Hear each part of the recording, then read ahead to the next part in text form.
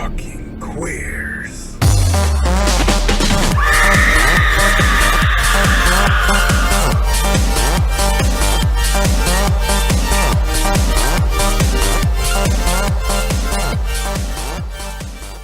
Well, hello. How are you? Hey, girl.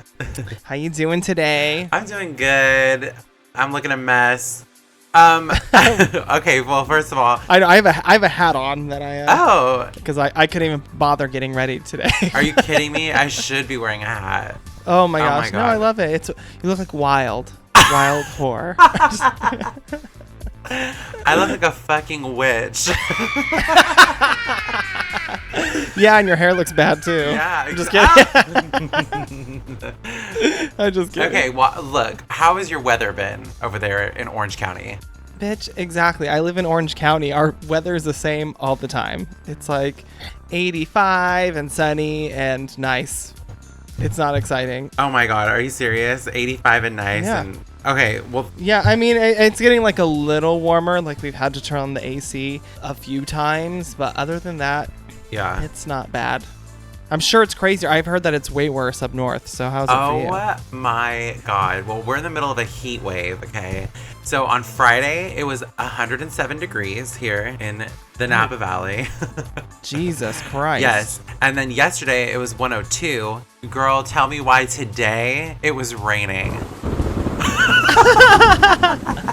Oh God, because it's 2020 and we're all doomed. It's That's raining. why. There are clouds everywhere. There was a red flag alert for fires because there's What'd you call me? there's a red flag alert from high winds and other parts of the county, and then all of a sudden it was raining this morning. And now the sky is filled with storm clouds and it's 90 degrees. What in the world? Oh my gosh. It yeah, literally feels like I'm living in the Bahamas. Yeah, it is really fucking hot in the Bahamas. But how has that like affected you? Like is it affecting your skin or your hair or anything? Like, Okay, my skin looks great because every time I'm Right. sweating and I have like this glistening skin, I don't know what it is, but it just clears up everything. I have this like nice even tan going on, but Woo. my hair, bitch, I look like a bird. A fucking parrot. goddamn I look cockatoo. like a fucking. I look like I got electrocuted. That's only because you haven't done it. I'm sure if you What do you mean? I mean, oh my No, God. it's true. I just got out of like the shower like 30 minutes ago, and my hair. This is how it dried, like a fucking poodle. But you've always had like really like coarse, thick hair. Yeah. Haven't you? Yes. It literally, when you touch it, it feels like those wiry sponges you scrape pans with. Oh my God, a Brillo. Yeah, Brillo A Brillo pad. SOS pad. So I've been having to do extra care. I use it's a 10. You know the brand? It's a 10. They have like Yes, purple I do. bottles and pink. It's great. I love the way they look. But I have a leave-in miracle product that I use for my hair, and it actually makes it really just decadent and coiffed. Ooh, that sounds so French. Bon coiffant.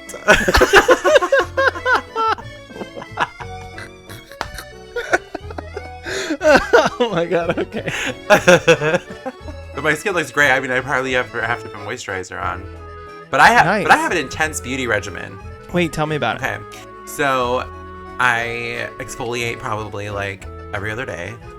And I use 3 exfoliators in my shower. But I exfoliate. My favorite is like this Burt's Bees. It's like acne solutions. I don't know what it has in it, but it's great. I also use Garnier like natural Garnier Fructis. Garnier Fructis. And You know her too? I do. She is like infused with agave or something. I don't know. It's a really nice face wash. But also, I went to the farmer's market in Napa, and I got the authentic African black soap. It's like, it looks like dirt, but oh my God, it keeps my skin so clean. And the woman that sold Joey it to and I've me used that. is from Africa, and she brought that shit here, and she knew. swears by it, and I do too. And then I do an eye cream, and I put it on real thick under my eyes, and I leave it. and then I massage it upward so that my eyes have a youthful appearance. I was always told to use your ring finger because it applies the least pressure when you're applying your eye cream. Yeah. So it's like, ooh, it's just a little dab, because the rest of your fingers, I guess, I don't know, maybe you just naturally put more pressure on them, but your ring finger is super dainty, and so that works well. Oh, wow. That's a good tip. Yeah, there you go. And always upward. Yes, always upward, because when you pull your face down, you create sagging, which could cause wrinkles and other things. And when you apply your moisturizer, upward, and keep everything in the refrigerator. Ooh, you keep I didn't know that one. Because when you apply it cool, it has this natural calming effect. Oh my god. Yeah, it'll help calm down. I love when things are cold on my face. I love a cold compress on my face anyway. Yes. And then that's heaven. Yes. Heaven, absolute heaven. Heaven. A jade roller. Get a jade roller. What's that? It's a wand, and then it has a large roller on one side and a small roller. And I use the large ones for my cheekbones and my forehead, and I use the small one for right under my eyes. And basically, it's like a face massager, and it's good to massage your face upward because water retains in your bags and stuff. And water retains in your face, so if you massage it upward toward your temples, it drains through your ears down into your lymphatic system. So it drains the water out, and it leaves your skin elastic, fantastic, and looking plastic. Wait, what? Oh my god, the beauty or the science of beauty is insane. Yes. That's crazy. Yeah. I don't really, I mean, my moisturizing routine is usually I just, I wash my face. I have a couple exfoliants as well in my shower. And I just usually use just a face wash, and I get out and then I apply some, moisturizer or, SPF, especially because a bitch is fair, Yeah. I got really, really fair skin, and, the sun is not my friend. I am a fall bitch. Thank God I love Halloween and spooky shit, because that is my That's season. your season. When everything's dead, you come alive. Literally, I'm thriving. But yeah, definitely an SPF, and that's pretty much all I do as far as my skincare routine. I'm lucky enough to have pretty decent skin. Yeah. So I mean, okay, so do you use any concealer or anything? Because I do. I definitely use concealer. I tend to have a lot of redness in my face, especially if I'm in the sun or if I'm hot or anything like that. I always get red, and so I do use concealer. Things like Green Stick have really helped me. You go far, girl. I mean, sometimes I need to. Sometimes I'm like, oh, this, didn't blend very well, and I still look kind of green. But it has it's like an alphabet. Literally alphabet ass bitch up in here. And so I do use a concealer, especially because also under my eyes are pretty. I have pretty dark circles. Again, just because I'm very fair, and that just seems to happen to fair skinned people. So you do use concealer. I also fill in my eyebrows. Me too. Because I have very, very blonde, I don't want to say sparse, but I do have thinner eyebrows, I guess. And it wasn't until just a few years ago. I always did it for makeup when I did shows. You're right. Paint for the background.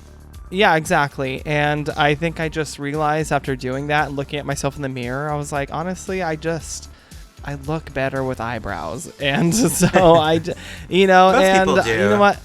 Most people do, And I literally just haven't had the luxury of having visible eyebrows for the majority of my life. And I just thought, you know what? Fuck it. I don't give a fuck. Who cares? I'm just going to wear makeup every day. And I do. I fill up my eyebrows literally with a drugstore, L'Oreal Paris eyebrow pencil. Yeah, and everybody's pretty honestly, I couldn't really tell that you have your eyebrows filled. And sometimes I go overboard. Oh, okay. But where they're all shaped. Yeah. Yes, sometimes I'm like, whoa. Yes, literally. But for the most part, it just miraculously matches my hair color. And yeah. So when we first met, I had thin ass eyebrows, right? That I used to over pluck them and do them. Okay, right. So but naturally I have really furry, bushy eyebrows. But as I've gotten older, well, they stopped growing back. So now they have this kind of like natural arch, which I never had before. So now they have an arch.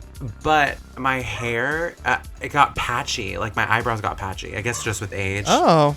So I use a Revlon brow pencil, and I just fill in the little patchy spots because some areas are real thick. But then there's like, they don't photograph well. So that's why I filled them in, because I'm always taking pictures of myself because, hello. Because why wouldn't I? But yeah, and then I use Wet n Wild concealer because I guess in the beauty world, it's comparable to like a really high-end concealer, but it's like fucking 97 cents. Do you buy any like expensive makeup? No. But I am considering getting Botox right here. Oh, same. In my forehead. Honestly, I mean that's different. Like that's just, what do they say? It's like maintenance. It's like brushing your teeth. Plastics are just like maintenance. And at our age, it's preventative. Right, exactly. No, I mean, also, you know what? If you want to change anything about your body, you want to get a whatever this, whatever that, more power to you. It's your body. You can do whatever the fuck you want with it. Right. And so, you know, if you want to get Botox, great. If I want to get Botox, great. If not, don't sweat it. It's none of your business. Whether it's a little nip or a little tuck or a little shot or big gummy bear boobs, just do it. Do what makes you happy. Yeah. Absolutely. So my breast augmentation is next week. Just kidding. My reduction is next week. Oh my God. What a shallow conversation. I mean, literally. But hey, do you know what? That ties right into our movie this week, which is 1992's Death Becomes Her. Ooh, I love this movie. Yes, directed by Robert Zemeckis of like Fast and the Future. What did I just say? Who?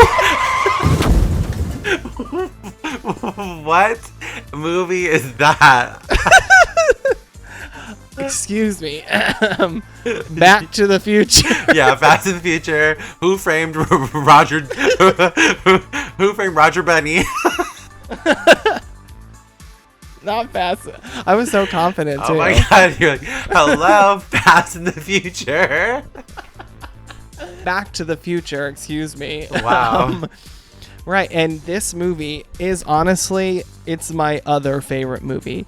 I know we talk about like Scream is our favorite movie, which it is. Scream is always going to be my favorite always movie. Number one. But my 1.5, maybe my 1.75 is Death Becomes Her. This is my favorite film. I love it so much. I've seen it so many times. I could quote it backwards and forwards, and every time I watch it, it's like I'm watching it for the first time. It is. Yep, we were talking about that yesterday. I'm like, every time I watch this movie, it's like watching it for the first time. Yeah, you always find something new. The jokes are never not funny. They are always good. Yeah. They're always fresh, and I think that's just a testament to the power of Meryl Streep and Goldie Hawn, who absolutely slay this movie. They do. They're comedy perfection in this. Yes. So what is this movie about? All right. So, yeah, let's start with a little synopsis about this film for those of you who haven't seen it. Shame on you. Shame on you. What the hell is wrong with you? I'm just kidding. All right. So this is Death Becomes Her. We begin in 1978 on the Great White Way. Broadway. Madeline Ashton, played by the greatest actress of our generation, Meryl Streep, stars in a musical version of Sweet Bird of Youth, much to the dislike of the audience.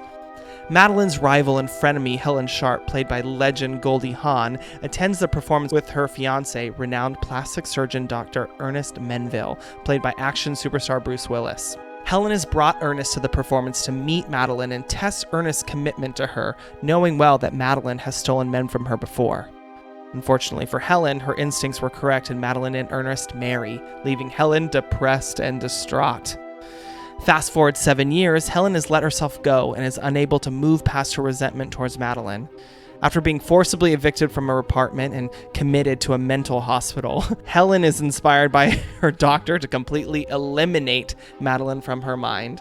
Another 7 years later, Madeline and Ernest live in Beverly Hills in a loveless marriage. Ernest's marriage to self-absorbed Madeline and his alcoholism has left him no longer able to perform surgery and has transitioned him into a mortician, embalming dead bodies and using spray paint to make them look presentable at funerals. Madeline and Ernest are mysteriously invited to a book signing event by one Helen Sharp. Madeline, an aging starlet, is still vain and obsessed with recapturing her prime and youth through extreme cosmetic procedures. When she is denied a beauty treatment before the book signing, she is referred to Liesl von Ruhmen, a woman with an exclusive clientele. She immediately writes her off as a weirdo. At the book signing event, expecting to see a disheveled Helen from 7 years ago, Madeline and Ernest are shocked to find Helen not to have aged a day and looking better than ever. Madeline is immediately suspicious of Helen, who seems to be sinking her claws back into Ernest immediately. A jealous Madeline goes to visit her young lover, who confesses to her that their age difference looks ridiculous to people. Upset, jilted, and looking like a drowned rat, Madeline decides to take up the offer to meet Liesl von Ruhmen. Liesl, who lives in a very mysterious, dark castle, is a young, beautiful woman who offers Madeline an offer she can't refuse: the opportunity for eternal youth and beauty. All it takes is a drink of a magic pink potion, and Madeline would be right back to her prime beauty for eternity. Her only warning: take care of her body, as they will be together for a very long time. Meanwhile, Helen has decided to keep with her master plan to get Ernest back. She convinces Ernest to drug Madeline and stage a crime scene where Madeline is portrayed as a drunk driver who drove too close to the side of the road on Mulholland Drive, driving the car straight off the cliff, leaving them free of Madeline forever. When the new and improved Madeline returns home feeling incredibly confident, she berates Ernest with insults. Ernest, at his wit's end, pushes Madeline down the stairs, breaking her neck. Ernest calls Helen to confess what he's done and that Madeline is dead just like they wanted. Helen, not sure where her plan was not understood, decides that she will handle the rest of the situation. However, Madeline begins to wake up.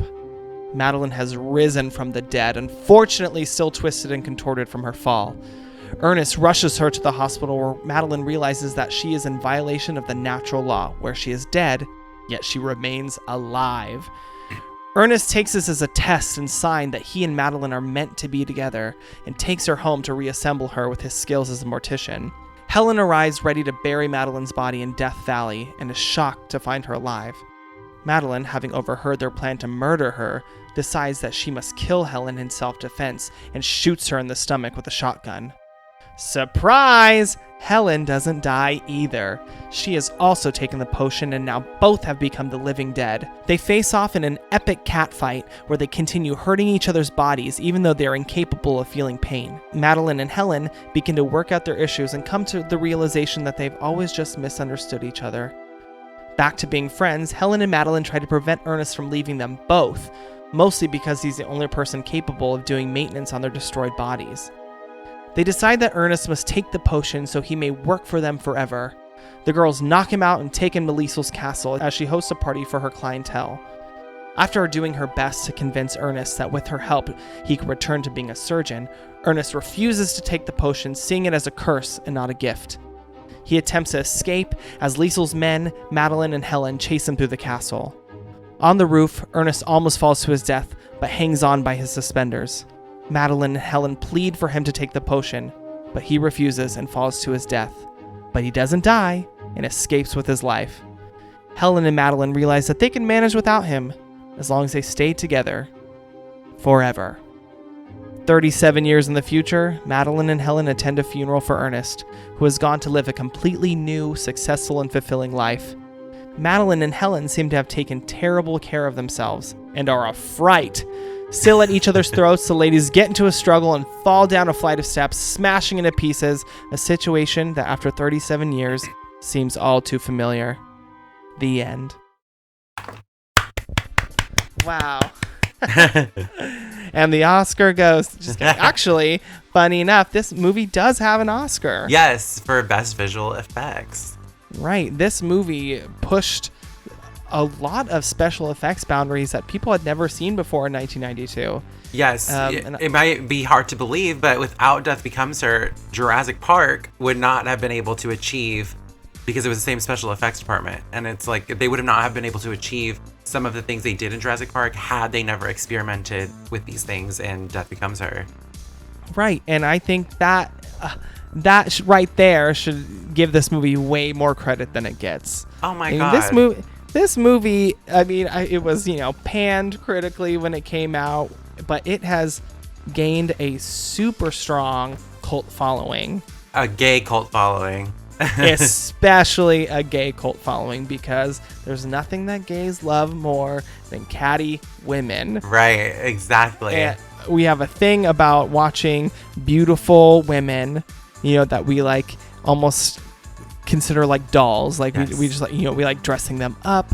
It's sort of like what we talked about in one of our previous episodes about pop stars. Yeah. About why we idolize female pop stars. It's the same thing. It's like we idolize beautiful, gorgeous, opulent women. And then you add on top of the layer of like cattiness and bitchiness, and the gays eat it up. Live for it, mama. Live for it. And I'm not gonna lie, that is why I am the biggest fan of this movie. I think it's perfect for me. Yeah, I love it. And one of the things that I'm always really intrigued by in just nature are the 7 deadly sins. And this movie, if you think about it, reflects all 7 of them. While, like pride / vanity and greed are the obvious ones, there's like wrath from Helen's anger to Madeline, and Madeline against her aging body. Lust with, Ernest, lust after Ernest, and Madeline's, with her lover Dakota. And then sloth with Ernest's compromised career. Gluttony when Helen gains all that weight after she's been left by Ernest. And then there's obviously greed from Liesl, mostly because actually there's this whole backstory with Liesl like that was not ever fleshed out in the movie, where she kind of gives this potion to these great people. Originally, I think she was supposed to be like over 100 years old, and she gave it to like historical figures. And when they didn't want to take it, she had them killed. Like, I think they were going to mention Abraham Lincoln, and like, because she wants to Shakespeare, because she wants to collect these great people as part of this little collection of hers. I think that makes her backstory a little more fleshed out, and because you don't really get an explanation in this movie or a motive why what she gets out of this other than money, and so I think that if you look at what her original intended backstory was, I do think that makes her a bit more diabolical, which I like, and because I see it as her collecting important figures, people who are influential in the world. So like the Abraham Lincolns or the Shakespeares or these people in pop culture. You see that Marilyn Monroe shows up in the movie Elvis, and I kind of like the idea that Liesl is actually this mastermind megalomaniac supervillain collecting influential people so that she can manipulate them and control the world. Is that crazy? No, that is amazing. And I think even like in a very early draft, they wrote her as being Cleopatra. Yeah, which they do sort of reference when she pulls out the potion box, because there's Egyptian hieroglyphics on it. Yeah, an ankh on it. And so that's sort of a reference to where her character originated. And I do wish that they had taken more time to explain her. I mean, it was obviously for pacing of the film, because the main focus of the film is supposed to be Helen and Madeline. Right. But I do wish that we had seen a little bit more of a reason as to why Liesl does what she does. She has 12 minutes of screen time. So we're not going to find out what she is, because I wrote down, I'm like, is she a demon? Is she a witch? Is she like a professor that found the Fountain of Youth? Like, what is she? Yeah, and the fact that she's only 71, I kind of do wish that they had made her older. Or I mean, it's not a problem that she's 71, or maybe that she comes from a long lineage of these like sorceresses or witches or whatever she is. That would have been a really interesting backstory for her. That would have been really interesting, and who knows what that could mean for the future. I feel like if they were to ever expand this, that could be something they talk about. But I don't want to get into that yet. I don't want to get into that because I do want to talk about that later. So one of the things that I ran into when we first picked this film, and I was talking to my roommates, and I said, "Oh, we're doing Death Becomes Her next," and the immediate reaction was, "That isn't a horror film." What? And I said, I mean, I would argue about that. And then we kind of got into a great discussion about, well, let's break it down. Let's see why it would be. So then I looked up the definition of what a horror film is, right? Okay. So this is according to Britannica. Oh, I know her. Oh, you know her I too? know her. Oh my God. So a horror film is a motion picture calculated to cause intense repugnance, fear, or dread. Horror films may incorporate incidents of physical violence or psychological terror. They may be studies of deformed, disturbed, psychotic, or evil characters, stories of terrifying monsters or malevolent animals, or mystery thrillers that use atmosphere to build suspense. The genre often overlaps science fiction films and film noir. So I was like, okay, so what are the horrifying elements in Death Becomes Her? So the first one I thought is the fear of aging. Mm-hmm. That would probably be my first one. You know, these women obviously are fighting against the natural progression of life. Yes. Because they are so vain that they and that is their biggest power that they have found within themselves, is their youth and beauty. They haven't really scratched beyond the surface of that. Right. They're shallow and desperate. So. Right. And so there's the fear of aging. I was like, there's definitely bodily mutilation in this film. Yeah. You know, my God, we see Meryl Streep's head completely turned around. And then knocked backward. And then knocked backwards. And down. We have, Goldie Hawn with a giant hole in her stomach after being shot with a shotgun. Yeah. I mean, there's murder. There is, there is conspiracy. There's the dread of eternal life. Mm-hmm. There's a murder plot, and the fact that they become the living dead. Yeah. Exactly. It's a zombie film. And so, yeah, literally, it's kind of is. I've always thought about it as a body horror, which is kind of what you were saying. Because those movies where like your body, like The Fly, where like your body is just like transforming or mutilated, or and you're just like. Right, you're at the mercy of your body. Mm-hmm. Yeah, that's what I think that is, because these women are obviously still cognizant, they're still alive, but they have no control about how their body is now decaying, reacting. They can't feel pain, but their body's falling apart. And I think that's a horrific experience. It is. Your being or your soul is trapped in this like decaying shell. Like you're just stuck. Like in this. Yeah, you're stuck. Right, and all of this was brought on by like supernatural circumstances, which I mean doesn't always necessarily mean horror. Right. I mean, you see in fantasy, and I think there is a bit of like a fantasy element to this, and so so I think all of that added up to me is like, okay, yeah, absolutely, I would consider this a horror film. Of course, it's a comedy. Exactly, a horror comedy. But horror comedies exist. I mean, that's okay too. And I would say this is more of a horror comedy rather than a dark comedy, because this is like full on like a hole in the stomach, necks being broken, shattered body pieces. Like right, I mean everything in this movie is so heightened. I mean it's so surreal. Just it is camp, and it is surreal, and it is dramatic and over the top. And the beauty spa that she goes to is so over the top. So over the top. Oh my gosh, Liesl's castle is extravagant, and there are just sweaty buff men, and there are, devilish dogs, and Liesl herself is opulent as hell. That bitch she stands up, and she is wearing this incredible like beaded blouse. If you can call that. It's like I don't even know an enormous necklace that covers her breasts, and so she doesn't have to wear anything else. Yes, so everything in this movie, but it's not only just like the visually, it's the performances. You look at at Meryl and Goldie's, honestly all of their performances, Meryl, Goldie, and Bruce, everything is to a 10.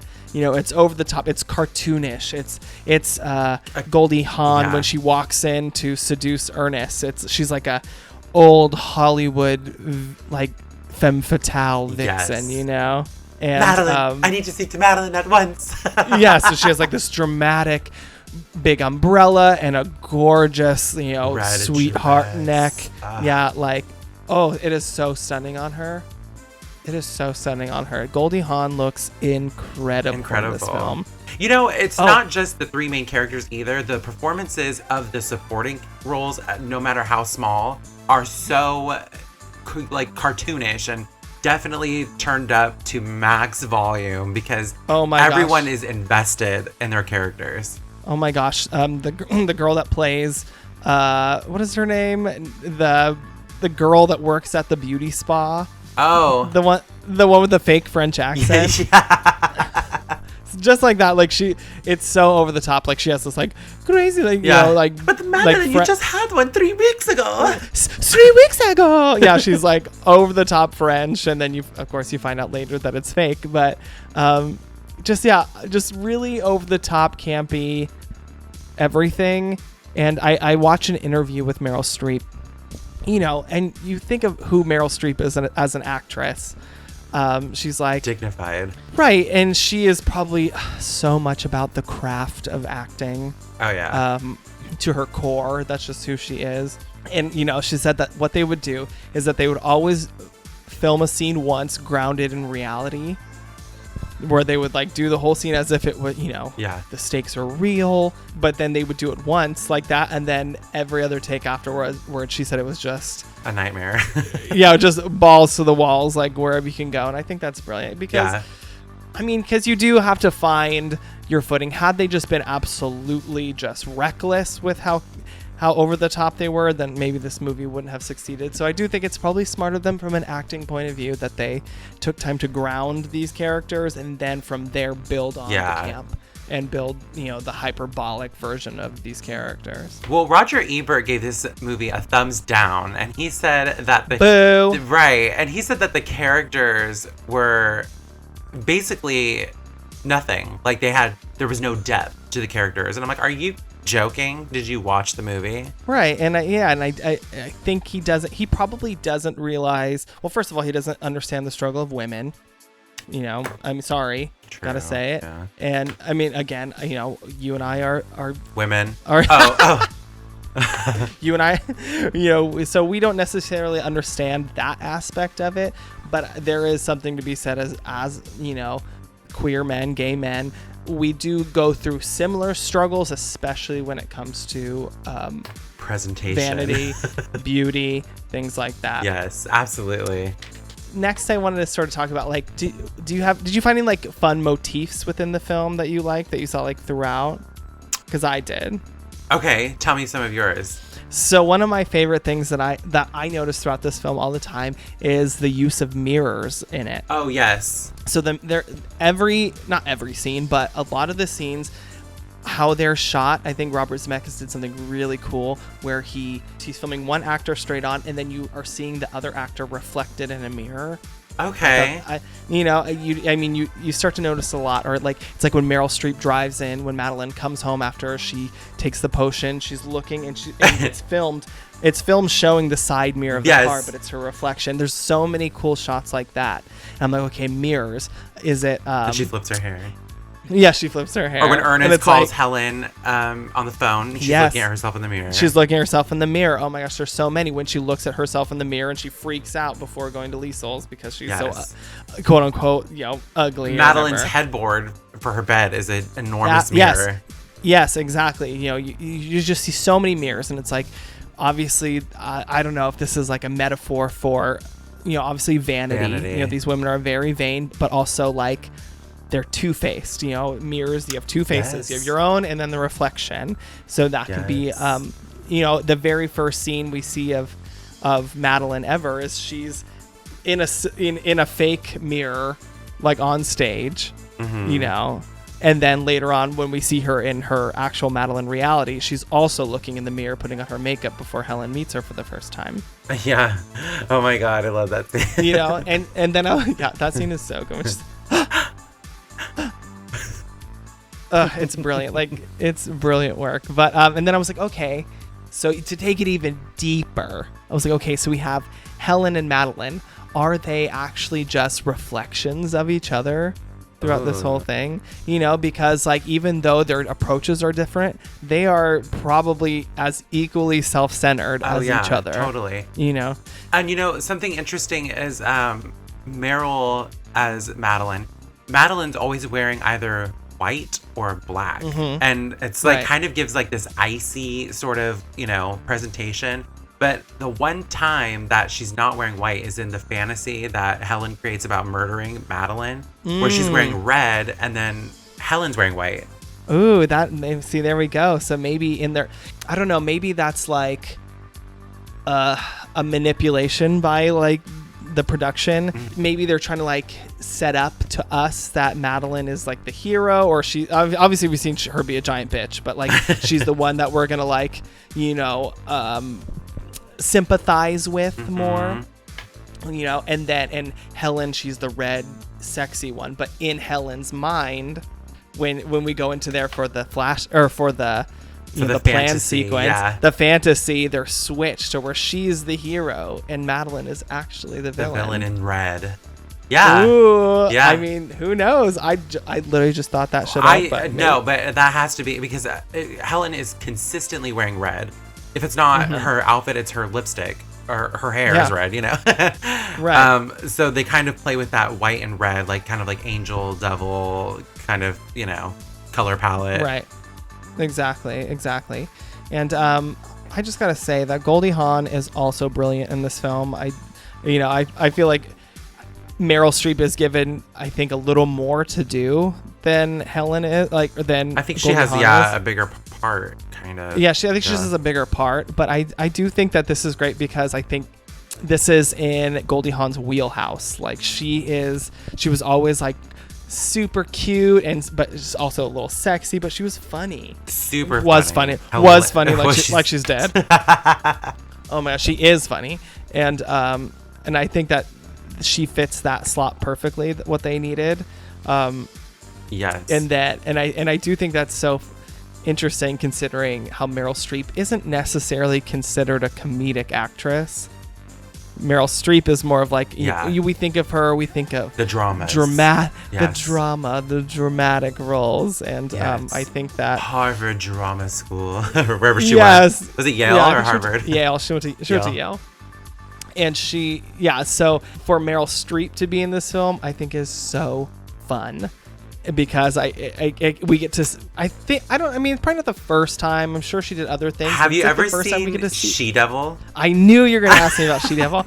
I actually have never seen it, but I do hear it's like Madeline Ashton light. Like it's almost. Yes, like a diet Madeline. Yeah. Yeah, totally. I'm like, it's almost like the same character, but obviously with the right. Did you know that this film was intended to be a sequel to the 1972 film Tales from the Crypt? Yes, which is funny because in the trailer they even use the music from Tales from the Crypt. The music, yeah, because Robert Zemeckis was a producer of the show Tales from the Crypt. Right, and I think that I mean, obviously, I'm glad that they didn't do that. Like they didn't, that they made it its own standalone. Yeah. Right. Exactly. But I think that, again, going back to, is this a horror film? Somebody else thought it was. If it was going to be attached to Tales of the Crypt, well, obviously this is a horror film. It was intended to definitely be a horror comedy for sure, hands down. Yeah, and then also going back to the trailer. There are so many things in that trailer for this film. If you go back and watch it, go find it on YouTube. Bitch, it's like a different movie. It's a different movie. There's tons of dialogue, tons of shots that aren't in the film. There are full-on characters who are cut out of this film. Yes, Tracy Ullman as the character Tony, who helps Ernest stage his own death so that they think he's dead. And she ends up being like his wife in the end, and they end up like going to Switzerland and living a life. Right. I was like, what? When I read that, I was like, what the hell? Oh my God. I was crying laughing reading one of the alternative endings to this. Yeah, I wrote it down. Do you know which one I'm talking about? Please read it. The one in Switzerland? Oh God, whatever one happens with a car crash. Yes, okay, so basically after Liesel's party, when Ernest flees from the party, the women, well, there was two. There are two. So one of them was that the women chase him in the car, And then they end up driving off the cliff and exploding. Yes, that's the one that kills. And their charred skeletons come from the explosion and talk. Yes, I was like crying reading that, laughing. I was like, could you imagine how hilarious that would have been? So basically, Helen's fantasy of how Madeline will be murdered happens to them. They drive off the cliff in a furious rage, and they explode. Their charred skeletons come out, and they start walking around talking. Oh my god. Another scene which I actually think they filmed was after Liesl's party. Ernest takes off in James Dean's car and he goes to a bar and has a drink because he's traumatized, and he meets this bartender named Tony, played by Tracy Ullman, who I loved in Once Upon a Mattress. Her Into the Woods. Yeah. So she helps him stage his own death. She convinces Madeline and Helen that he's died. I think all in the same night, because from the trailer, it looks like they're still wearing those black dresses they're wearing. Yeah. Like, Ernest is dead. And Tony, played by Tracy Ullman, ends up being the wife of Ernest. And Madeline and Helen, after they think Ernest is dead, they go off and they live in Europe. And they are vacationing in Switzerland. They're bored with their lives. They don't know what to do. They still look afraid. And then they see this very passionate older couple, and they get really envious of this, affectionate couple, and then realize it's Tony and Ernest. So then they try to hunt them down in a car, and they're hit. And I don't know if they're in a car, but I think that they were like running down the street and they got hit by a car, and their body parts shatter into a million pieces, kind of like we see in the actual ending of this film. Kind of like that. That just makes it. I'm like, this makes it like a scary movie too. I'm like, how convoluted? Yeah. When they get run over crossing the street. Yeah. That's not the part now. That one. Yes. You just see arms and legs flying. Yeah. Like your body just goes into a million pieces. Oh my god. Yeah, so very different endings for this movie. There are 3 endings, and the one we ended up with, I think, was the best choice. Yeah, I agree. I think it works the best. I know that.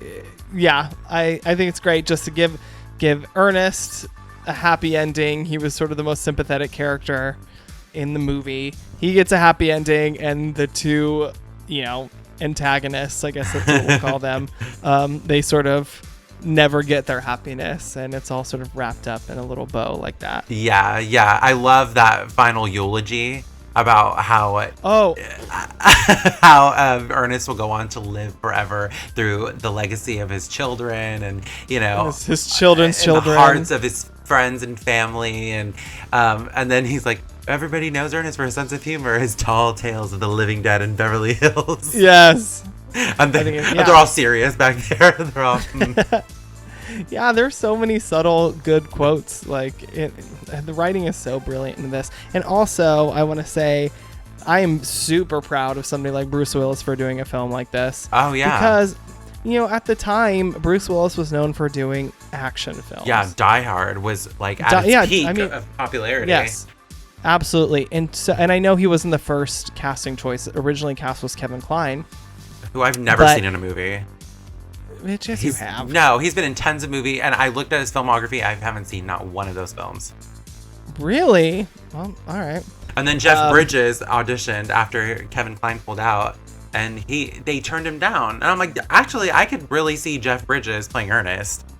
Yeah, that would have been good too. But I just think that Bruce Willis nailed this, and I think it was so cool of him to play a different character than what he had been known for. I mean, to play he is the opposite of an action star in this. He is a wimpy, flaccid clown, boozy, flaccid clown, who's just as dead below the waist as his clients are. Hey, maybe I should hook up with one of them. But at least I know I'd be getting something stiff. He chokes her. Yeah. But I think that this is a great moment for Bruce Willis. Yeah. And I mean, for me, it'll always be my favorite Bruce Willis performance. You know what? One of the, as we were talking about the deleted scenes that appear all throughout the trailer, the one that I wish they would have left in, and I read the whole thing in depth, was when Ernest, before he starts prepping her, taking out her blood and spray painting her body, he has her in the freezer Oh, and yeah. they said that, and the scene was that Rose, Madeline's assistant, and Yeah. maid, Rose! and everything else, that she comes to get ready for work, and she opens the freezer, and Madeline is in there, and she goes, "Close the door!" And Rose screams, and she runs off in fright and terror, and then poor Rose. Yeah, poor Rose. She doesn't really get an ending to her No, story. she doesn't. And then Ernest comes out and then pulls a frozen Madeline out of the freezer, and she clunks onto the floor, and then he drags her up the stairs, and she's like, "Oh, I'm so sweaty," and he goes, "Sweetie, I think you're defrosting." Yeah. Which is all that is in the trailer for the most part. Yeah. Again, which is so crazy that they cut so much. I wish, and as far as I know, they have not released any of that footage. No, I can't find it anywhere. And I'm like, I have a why DVD, not? and there's hardly any bonus features on it. Yeah, that's crazy. Like, come on, like, give the people what they want. They want to know, what could have been. Yeah. I would have liked to see that. It doesn't appear that Helen and Madeline were going to be any other actresses but Goldie Hawn and Meryl Streep. However, I read that they considered Jennifer Jason Leigh for Helen. Yeah, I don't know. She wouldn't have been very good. Absolutely not. She's a she's a great actress. She deserves her Oscar, but I don't think she would have been as funny. And Meryl, when she was approached for the film and read the script, she thought that they were considering her for Helen. They're like, "No, you're Madeline. Are you kidding?" which is surprising. I feel like that was a moment of false modesty for Meryl, because that bitch loves to sing. Like, yeah, Meryl Streep loves to sing. Let's not you look at all of her body of work. That bitch is always singing, no matter what. She's like, me, of course. Oh, of course I'll sing. Songbird. Oh, I just couldn't. No, I couldn't see them casting me as that. I'm Meryl. Well, first of all, okay, I have a question for you. If you were at that show that Madeline Ashton is in the beginning of this movie, would you have walked out? Hell no, because that is so rude. I literally wrote that down. I was like, I can't believe these people wouldn't even at least wait until intermission. They're like, what? I love how her program with her face in the raining concrete. Yeah. Yeah. Also, if you're listening to this and you're watching people perform, I don't care how much you don't like it. Those people are still up there performing. Yeah, you can at least sit down. Get up. Yeah. Sit down and wait until, they're off the stage and then go. But I'm intrigued by that musical. I don't know, I was like, just like her whole, I see me. And then it's hilarious. Yeah, it's the disco number in the middle of it is yeah. That's hilarious. I love that opening number with her. Oh, it's so good. And she is given full leg, honey. Oh my god, when she lifts it up to her face. Yeah, so I was like, come on, Meryl. I'm like, is that her leg or a body double? It's just a wooden leg she picks up. The only thing fake about me is this. Slams it on the table. She throws it through the mirror. And she's like, that fake mirror.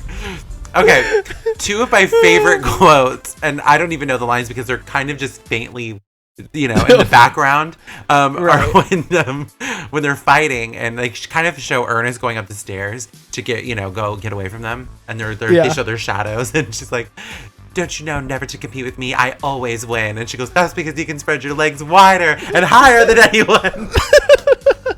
And then she goes, "You hollow bitch." You. There are so many good. I wrote down some of my favorites, and then I started writing. I was like, I'm writing the entire movie. Oh my god! One of my favorites, my subtle favorites, is when they first see. When they think they see Helen at the book signing party, and it's like a bigger lady in like a brown sack dress or whatever, and she goes, looks as though she's lost a few and then the lady moves. And Helen's standing there all glamorous. Yeah. And she's like, we're leaving. We're leaving. Looks as though she's lost a few it's just so good. Forever young and eternally fat. Totally. Oh, I love the lady Vivian that's at the party. Oh my gosh, which is an insane scene because why is she so upset that he used spray paint on her aunt? She was like, she looked What's great. Your secret? Yeah, he's like, spray paint. And she's like all mortified that they spray painted her aunt. It's like, bitch, she's dead. Who cares?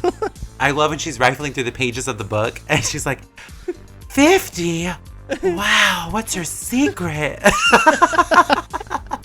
Yeah, she's funny too. She was Robert Zemeckis' wife, I think. I think that's why she had a storyline in this movie. Oh my gosh, I feel like I see her in things. And I'm always like, that's that chick from Death Becomes Her. Oh my That's god, hilarious. yeah.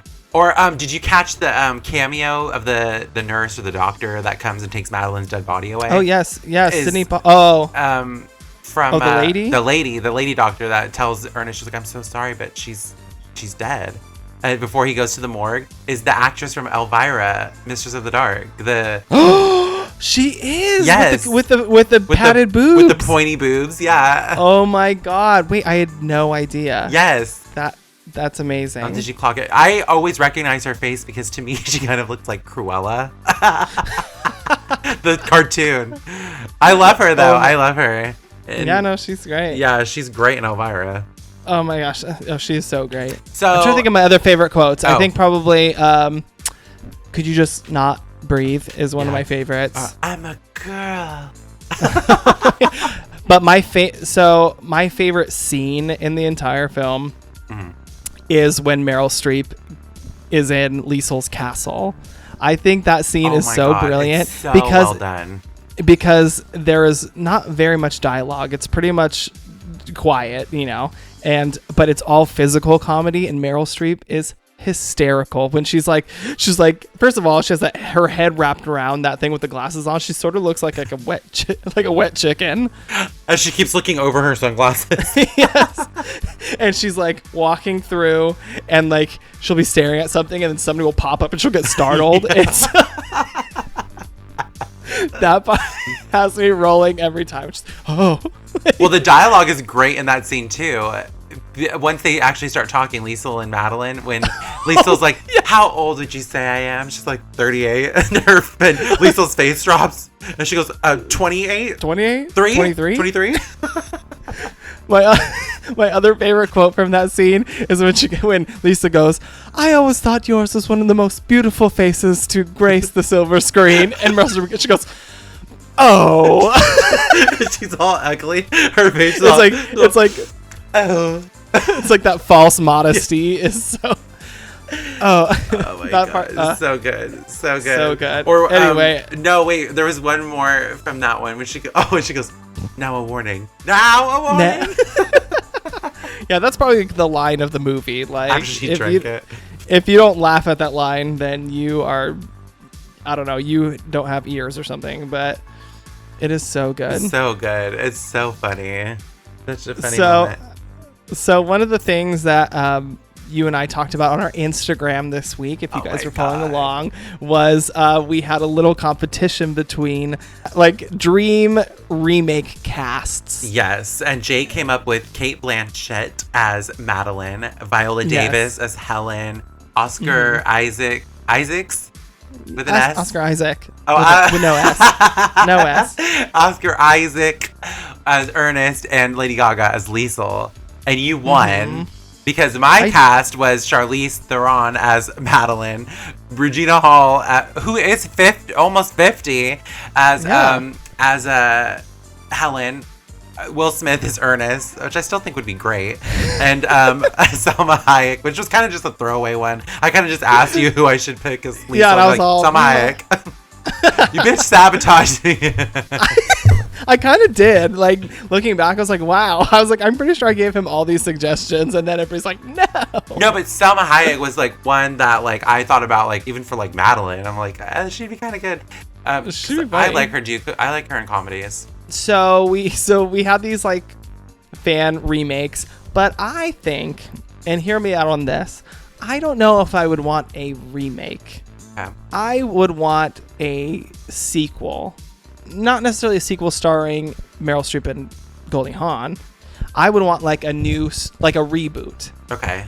I mean, obviously, we are in 2020. Things have changed as far as our conversation about pitting women against women and things like that, Right. even though the gays love it. So I think for my idea for like a reboot would be to do, and especially as like an homage to its fan base, I think that they should do it with 2 gay men. Ooh, Death Becomes Him. Death Becomes Him. I think that would talk to an issue that is prevalent in the gay community, which is, like I said before, was like the incredible beauty standards of the gay community. Yes, the Adonis factor. And Yes, exactly. And I think that that could be a really interesting thing to explore if we decide to go without the 2 women. Wouldn't that be so great? good?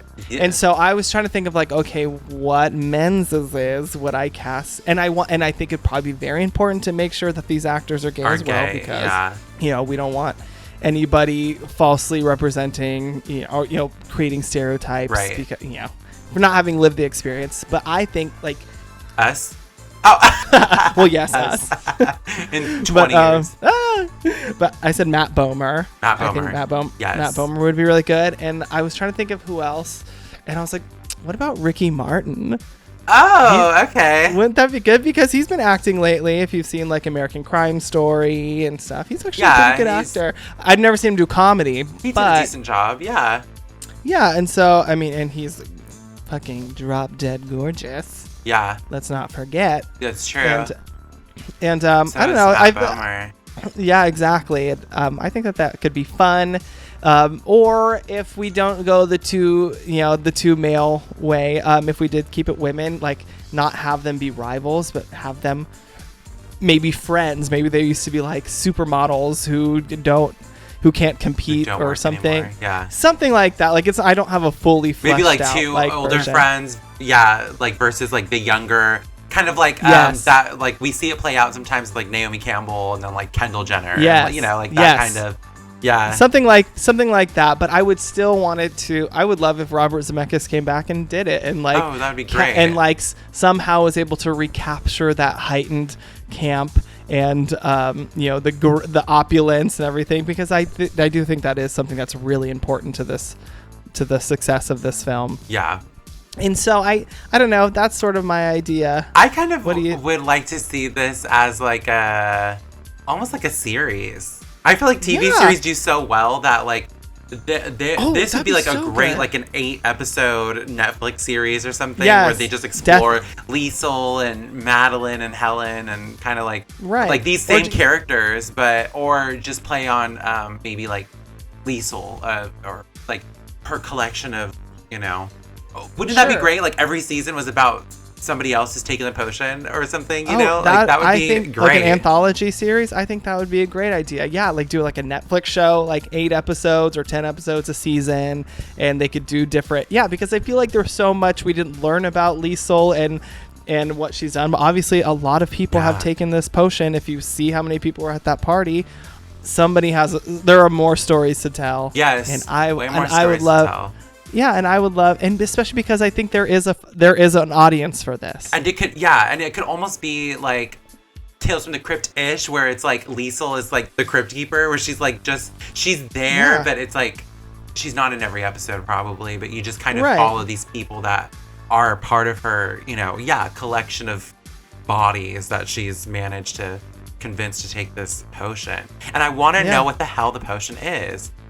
Where did it come from? What the hell is it? I read some Does she make it? article Does where she... it's like, it has an ominous beginning, because it was supposed to be this gray, no shit, because mercury fluid in the script, but they ended up being like this bright pink, luminescent, potion.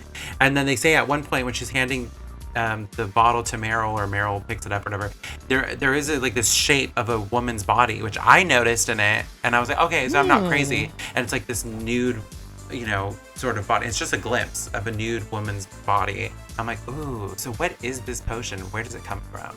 And also, in the scene they deleted later on where Bruce Willis is old, they actually filmed him being old. They used his face in the funeral picture of his old makeup. The gag was that he was, aged, but his hand that Liesel drops the drip was still young. And so it's like, that's interesting. I literally wrote that on my notes. I was like, so they're just gonna go on having one young hand forever? Yeah, one young hand. I was like, that's kind of weird. I was like, can she at least do both? Yeah, so I want to see like what the side effects are. What if somebody takes 2? Right, exactly. I think that there's so much potential for this universe. Bitch, this could be the Marvel this could be the Marvel series of gay films. The gay community. Know? And a gay episode or, a gay season would be perfect because the beauty standards are extremely difficult to uphold in the gay community.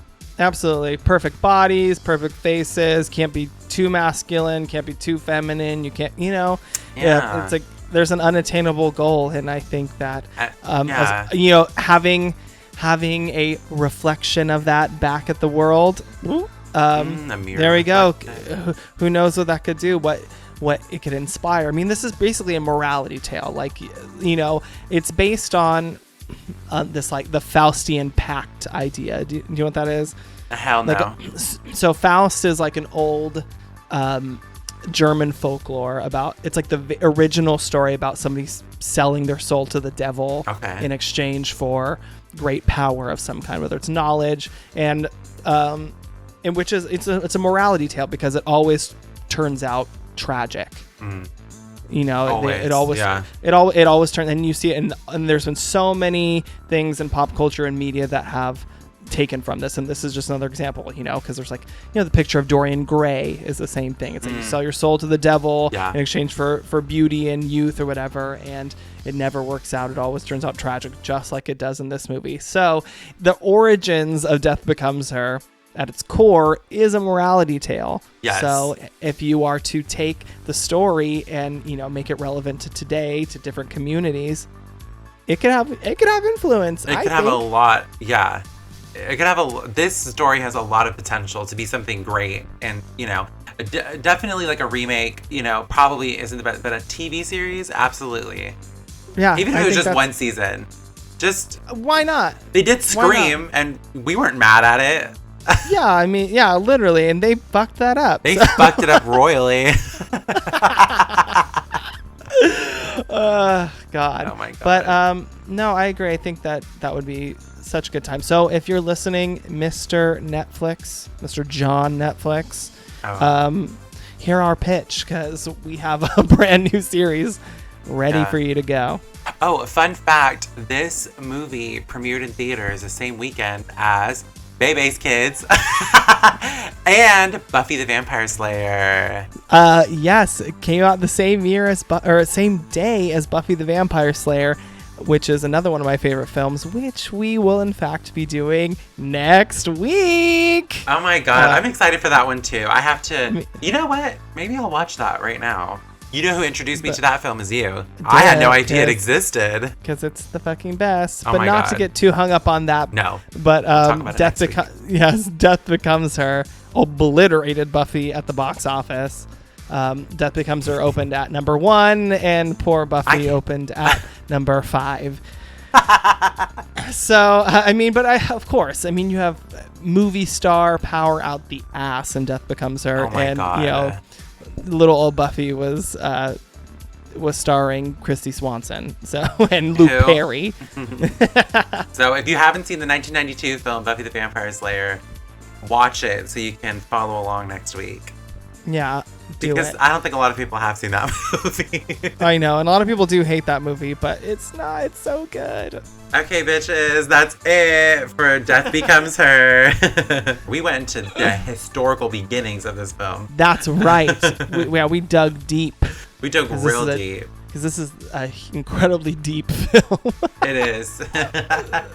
Thank you guys for listening. Again, we are going to sign off now. But before we do that, we got to remind you, hey, please give us a follow, give us a subscribe, give us a review. If you want to find us, we are on Instagram at Fear the Talking Queers. We are on Twitter at FearTTQueers. And you can email us as well at fearthetalkingqueers@gmail.com. Yes. You can always get in contact with us. Again, we've had so many great messages. You guys are more and more every day. Yeah, more and more every day. Everybody is so engaged, and we love that. Spread the word. Tell your friends. Leave us a review on Apple Podcasts. That would mean the world to us. And send us your suggestions about things you want to hear. We love hearing that. We also, hey, send us hate mail. Send us death threats. Send us nudes. Send us that fucking potion that'll keep us young forever. Yeah, literally. Oh, God, time is fleeting. Yeah. All right, everybody. Well, I guess we will see you later. Do you want to do the honors this week? Sure. Do it. Sweet screams. Bitch. Bye. Bye.